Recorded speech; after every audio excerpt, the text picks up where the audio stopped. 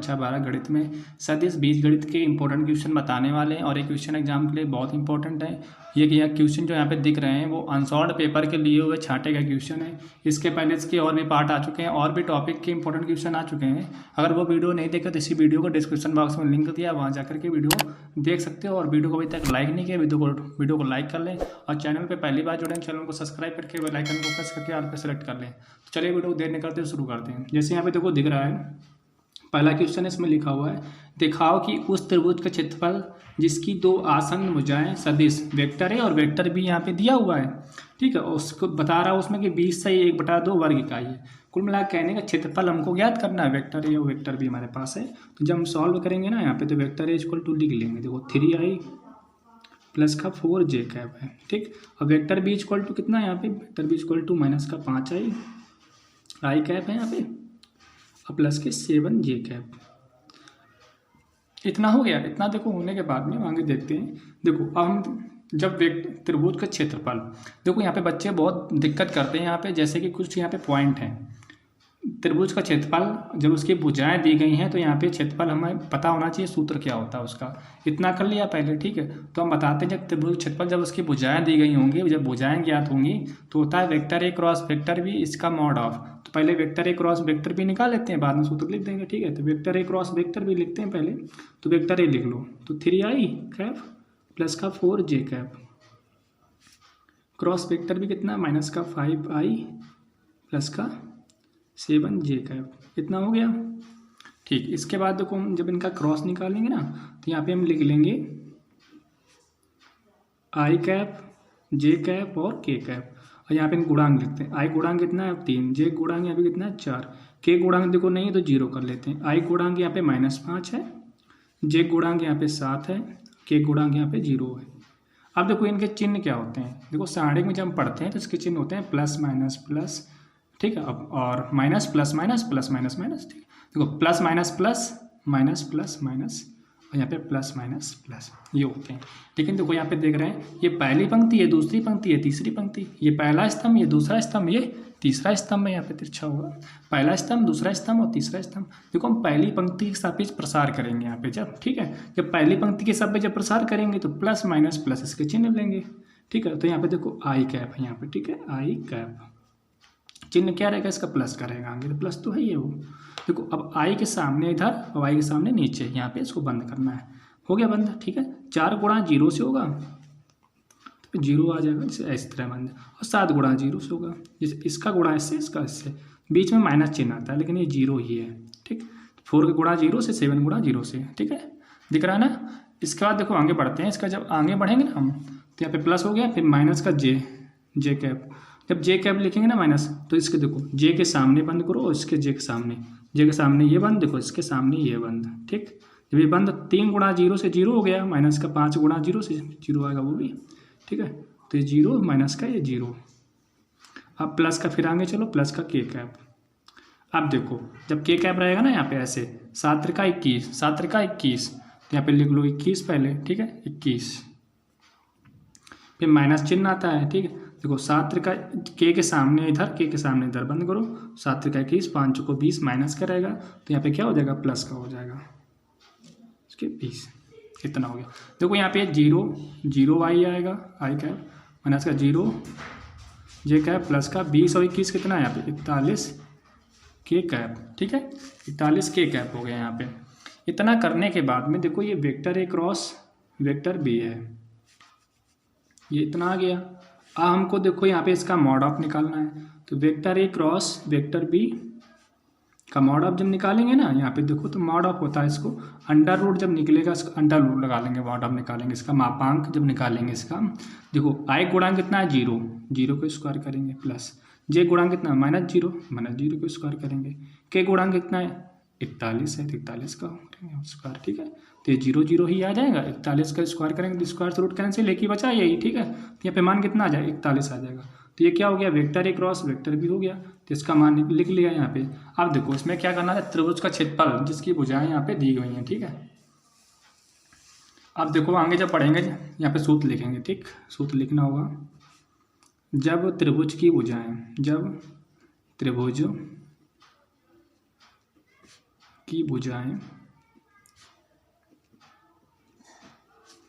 Vector A व vector B हों तब त्रिभुज का क्षेत्रफल बराबर होता है vector A cross vector B का मॉड ऑफ। तो यहाँ पे इसका देखो नहीं, यहाँ पे देखो इसका मान होता है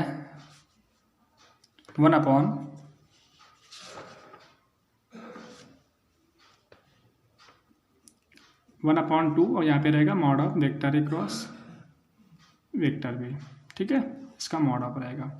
तो यहाँ पे कर लिया 1/2। देखो ये चतुर्भुज का होता है जब उसकी भुजाएं होती हैं। ठीक है, तो 1/2 कर लेना है।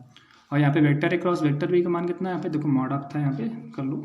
यहाँ पे हो जाएगा 41/20 रहेगा। ठीक है, 41 देखो यहाँ पे 2 है। अब 2 से जब इसमें भाग देंगे 41/2। अब देखो कितनी बार जाएगा इसमें, सही बटे में चाहो तो सही बटे ले सकते हो क्योंकि आंसर सही बटे में दे रहा था। 20 दूनी 40 तो 20 सही, 1/2 इसको ले, 20 दूनी 40 है 41, इतना हो जाएगा। इतना वर्ग इकाई कह रहा था, वर्ग इकाई। तो इसका ये आंसर निकल आएगा वर्ग इकाई। ठीक, इतना हो गया है। तो ये इसका आंसर निकला है, तो क्षेत्रफल इतना निकल आया। अब इसके बाद में देखो इसका हो गया ये। इसके बाद देखते हैं इसका अगला नंबर क्वेश्चन। तो अगला नंबर क्वेश्चन देखो हम देखते आएंगे। देखो अगला नंबर क्वेश्चन आप स्क्रीन पे देख रहे हैं। अब देखो इसमें एक ध्यान देने योग्य बात क्या है, यहाँ पे संलग्न भुजाएं, समांतर चतुर्भुज की संलग्न भुजाएं। जब भुजाएं दे रखी हैं यहाँ पे, तब क्या करना है, समांतर चतुर्भुज का क्षेत्रफल ज्ञात करना है। देखो जब भुजाएं होंगी तो सूत्र क्या होगा, ठीक है। और जब इसके बाद में जब इसके विकर्ण दिए होंगे तब सूत्र क्या होगा। बस यही इसमें 2 पॉइंट है, बस और कुछ नहीं। चलिए आगे देखते हैं इसमें। तो देखो यहाँ पे लिख लेंगे माना समांतर चतुर्भुज की 2 भुजाएं दी गई। माना ने इसमें देखो दिया हुआ खुद, vector A = 3i cap plus का j कैप प्लस का 4k cap, vector B = i minus का j प्लस का k कैप। ठीक है, इतना हो गया। अब देखो समांतर चतुर्भुज का क्षेत्रफल जब उसकी भुजाएं दी हों। देखो समांतर, यहाँ पे सूत्र लिखेंगे,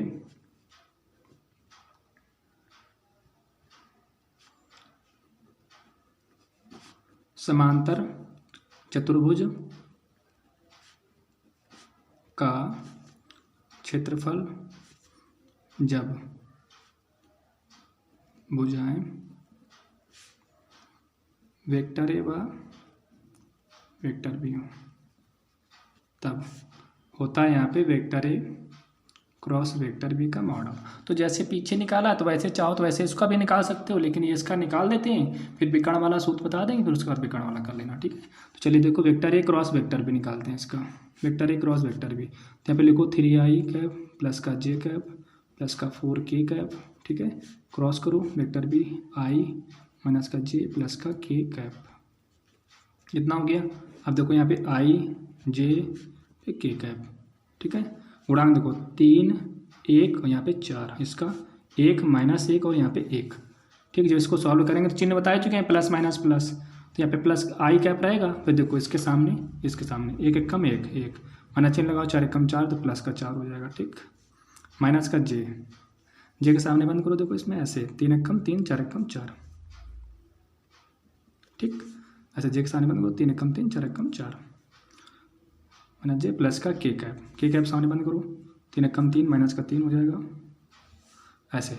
ठीक है, 1 कम 1 माइनस का 1 हो जाएगा। ओके, 3 1 कम 3 माइनस का 3 हो जाएगा, माइनस का 1 हो गया यहाँ पे। इसके बाद देखो इसको देखते हैं आगे, 4 1 5 5 आई कैप, और 3 में देखो माइनस के 4 है प्लस के 3 है, तो माइनस का क्या बचेगा, माइनस का 1 बचेगा, तो क्या हो जाएगा माइनस माइनस प्लस। ठीक है, प्लस का जे कैप हो जाएगा।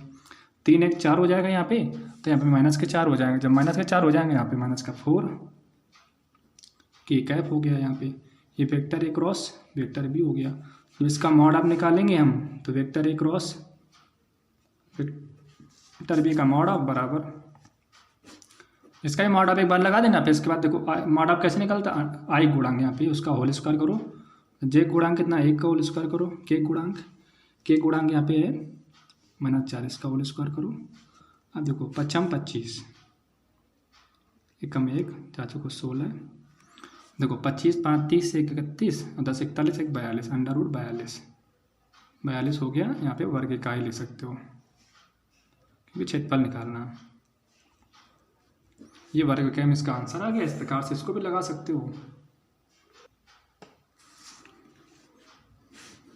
ये इसका आंसर आ गया 142। इसके बाद देखो एक देखते हैं इसका अगला नंबर क्वेश्चन। तो अगला नंबर क्वेश्चन यहाँ पे हम देख रहे हैं, यहाँ पे ये लिखा हुआ है। देखो इसमें विकर्ण दिए गए हैं। चतुर्भुज का क्षेत्रफल ज्ञात कीजिए जब उसके विकर्ण दिए हैं यहाँ पे D1 और D2। तब देखो सूत्र क्या लगाओगे, 1/2 D1 vector cross D2 vector, दोनों का मॉड। देखो दोनों क्रॉस निकालना फिर मॉड निकालना, फिर 1/2 करके होता है। और त्रिभुज क्षेत्रफल क्या होता है, 1/2 vector A cross vector B का मॉड होता है। ठीक है, 1/2 उसमें होता है, 1/2 विकर्ण जब दिए होते हैं तो समांतर चतुर्भुज का भी होता है। और जब उसकी भुजाएं दी गई समांतर चतुर्भुज की तो vector A cross vector B का मॉड ऑफ। ठीक है, इतना होता है। तो ये क्वेश्चन सॉल्व कर सकते हो। सॉल्व करके इसका आंसर कमेंट बॉक्स में लिखें। और वीडियो अच्छा लगा तो वीडियो को लाइक कर लें। चैनल पर पहली बार जुड़े